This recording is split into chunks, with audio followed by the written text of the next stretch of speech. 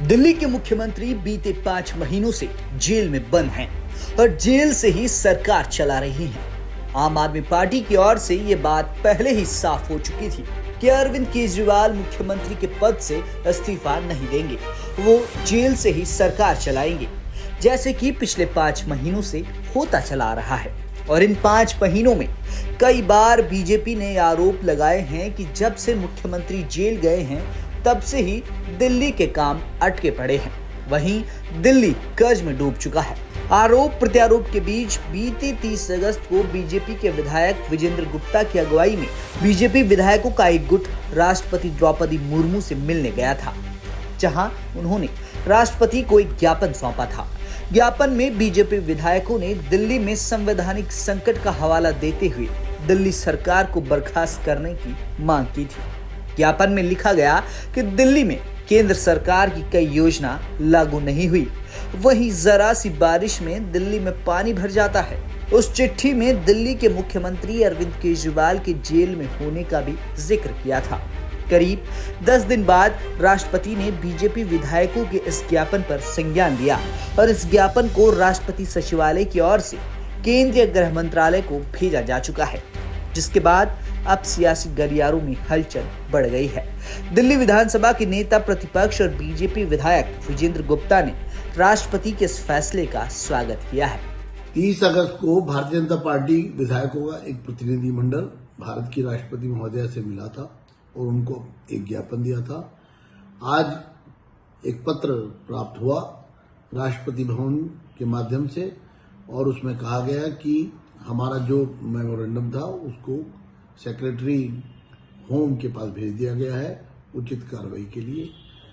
और हमें पूरा विश्वास है कि हमने जो मुद्दे इस मेमोरेंडम में उठाए हैं, दिल्ली में जो संवैधानिक संकट उत्पन्न हुआ है, जो संविधान की खुली अवहेलना हो रही है, जिस तरह से सीएजी की रिपोर्ट को टेबल नहीं किया जा रहा है, जिस तरह से 6th फाइनेंस कमीशन दिल्ली का कॉन्स्टिट्यूट नहीं किया गया, जिस तरह से भारत सरकार की योजनाओं को, आयुष्मान भारत जैसी योजनाओं को दिल्ली में लागू नहीं किया गया, जिस प्रकार से केजरीवाल जी दिल्ली की सरकार को जेल से चलाने की बात कर रहे हैं, लेकिन अराजकता का माहौल है, थोड़ी सी बारिश में ही लोग डूब कर मर रहे हैं, ऐसी स्थिति दिल्ली में उत्पन्न हुई है।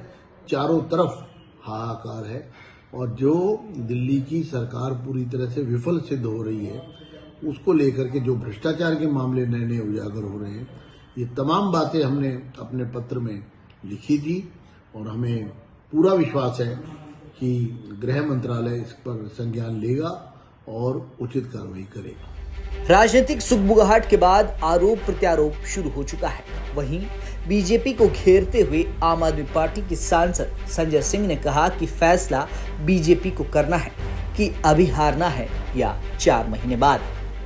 हाँ, मैं तो भाजपाइयों से खुलेआम कहना चाहता हूं आप लोगों के माध्यम से, ये दिल्ली की बीजेपी और मोदी जी को तय करना है कि उनको 4 महीने के बाद दिल्ली विधानसभा का चुनाव हारना है या 4 महीने पहले दिल्ली विधानसभा का चुनाव हारना है। ये प्रेसिडेंट रूल घोषित करो ना, तारीख आतिशी कह रही है, कल तारीख घोषित करो, कल तारीख घोषित करो, हम कहाँ पीछे हैं। उनको तय करना है भाजपाइयों को। अगर उनको ज्यादा उनको लग रहा है कि अभी हारने में हमें लेट हो रहा है, जल्दी हारना है, जल्दी घोषित करें।